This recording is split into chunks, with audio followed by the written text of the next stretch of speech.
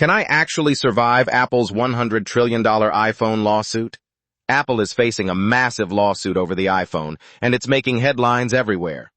The core accusation here is that Apple has allegedly engaged in certain practices that the plaintiff claims are unfair and deceptive.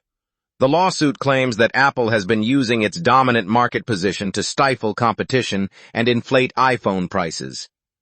Specifically, the plaintiff argues that Apple's strict control over the App Store, including its fees and review process, has harmed both consumers and smaller tech companies.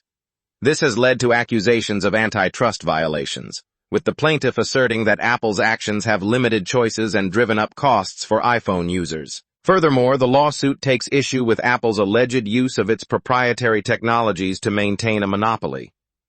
If this lawsuit succeeds, it could have huge implications for Apple. Financially, we're talking about potential damages of $100 trillion, which could devastate the company. Reputationally, it's a disaster, eroding trust among consumers and investors alike. Operationally, Apple might have to overhaul its business practices, which could affect everything from product development to customer service. The plaintiff's argument hinges on the idea that Apple's practices have severely limited competition in the smartphone market. Their chances of success seem decent, given the mountain of evidence they've compiled. On the other hand, Apple will likely argue that its practices are pro-competitive, driving innovation and benefiting consumers. So, what happens next? The case will likely take years to wind its way through the courts.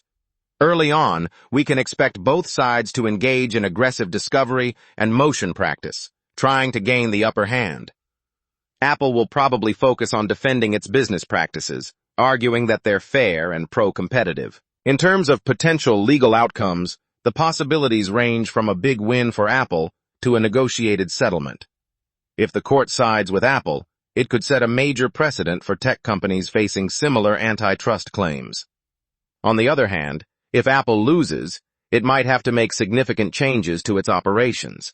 Apple's defense strategy will likely involve pointing out flaws in the plaintiff's case and arguing that its practices have driven innovation.